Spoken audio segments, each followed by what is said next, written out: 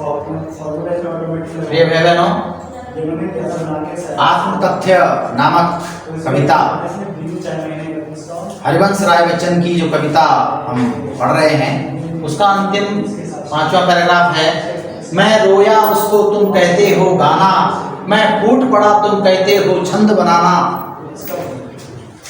क्यों कवि कहकर संसार मुझे अपनाए, मैं दुनिया का हूँ एक नया दीवाना। मैं दीवानों का वेश लिए फिरता हूँ, मैं मादकता निशेष लिए फिरता हूँ। जिसको सुनकर जग झूम झुके लहराए, मैं मस्ती का संदेश लिए फिरता हूँ। कवि बच्चन कहते हैं कि मैं जिसको पीड़ा के रूप में इस संसार की जो मुझे दुख होता है, इस संसार से मुझे जो कष्ट होता है, इस संसार के कष्टों को देखकर जब मैं रोता हूँ तो उस रोने को तुम कहते हो गाना, उस रोने को तुम गाना कहते हो। और उस पीड़ा में जो फूट पड़ा तुम, मैं फूट पड़ा तुम कहते छंद बनाना। छंद बनाना मानी है फूट पड़ा मानी सहसा हुई प्रबल अभिव्यक्ति। मेरे मन से, मेरे मन के जो उद्गार निकलते हैं, अचानक मेरे मन से जो भावाभिव्यक्ति होती है, मेरे भाव की अभिव्यक्ति जो निकलती है, वो तुम कहते हो उनका छंद बनाना, कविता कहते हो।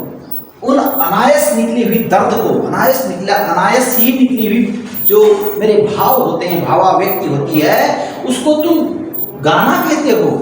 और मनी ये संसार, तुम मनी संसार, ये संसार उसको गाना कहता है। और जो मैं जिस पीड़ा को मैं बयान करता हूँ, जिस पीड़ा को मैं कहता हूँ, इस संसार के दुख दर्द की पीड़ा को मैं कहता हूँ, उसे तुम कविता बनाना कहते हैं। इसलिए क्यों कवि कहकर संसार मुझे अपनाए, मैं दुनिया का हूँ एक नया दीवाना।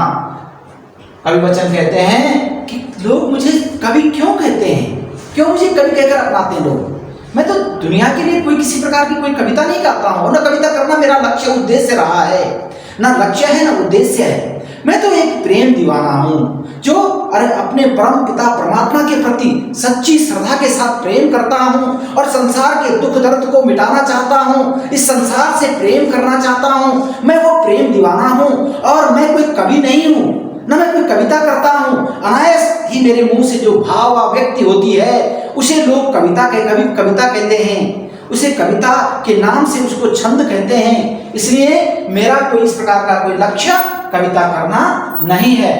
मैं दुनिया का हूँ एक नया दीवाना, मैं दीवानों का वेश लिए फिरता हूँ। अर्थात दीवाना मतलब मस्त, किसी के प्रेम में पागल, परमपिता परमात्मा के प्रेम में मैं पागल हूँ, पागल होकर के घूम रहा हूँ और इस संसार के कष्टों को दूर करने के लिए चिंतित हूँ, इस संसार की पीड़ा को समाप्त करने के लिए मैं चिंतित हो रखा हूँ। ठीक है ना। और उस दीवानों का वेश बनाए मैं इस संसार में भटकता रहता हूँ। मैं मादकता निशेष लिए फिरता हूँ। मादकता माने होता है मस्ती।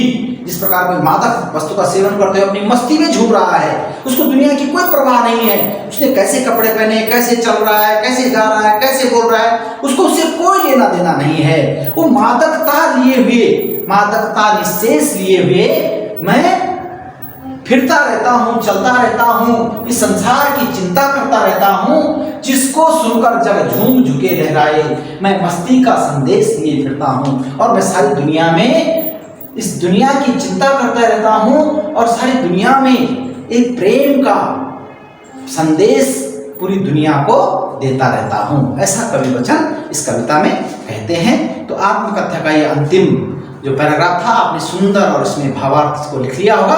अब इसके जो प्रश्नोत्तर हैं, इस प्रश्नोत्तरों को भी आप सुंदर लेख में लिख लेंगे। प्रिय भाई बहनों, आपने आत्मकथ्य नामक पाठ जो पहला पाठ है उसके प्रश्नोत्तर प्रश्न लिख करके उसका सुंदर सा उत्तर आपने लिखना है। उत्तर आपने इस कविता के जो आपने भावार्थ लिखे हैं उसी में से आपके पास है और मैं प्रश्न लिख दे रहा हूँ। प्रश्न नंबर 1 है, कवि ने निज गुरु का उपहार किसे कहा है। आपने कविता में पढ़ा है मैं निज गुरु का उपहार लिए फिरता हूँ, मानी उन्होंने अपनी कविता को जो काव्य है उनका जो सहसा उनके मुंह से निकलता है उसके लिए उन्होंने कहा कि निज गुरु का उपहार है ना। ऐसा आप पढ़ लेना, देख लेना, उसमें सब कुछ है। अगर आपने ठीक से ध्यान से इसको देखा है और उसके सब प्रश्नों के ऐसे ही आपने उत्तर लिखने हैं तो इसका उत्तर आपने लिखना है। दूसरा प्रश्न है, स्वप्नों के संसार से कवि का क्या आशय है। उसने काव्य में लिखा है स्वप्नों का संसार, तीसरा प्रश्न है, कवि ने संसार को मूढ़ क्यों कहा है? ये मूढ़ संसार है ऐसा उन्होंने कहा है, क्यों कहा है? आपने इसका उत्तर लिखना है।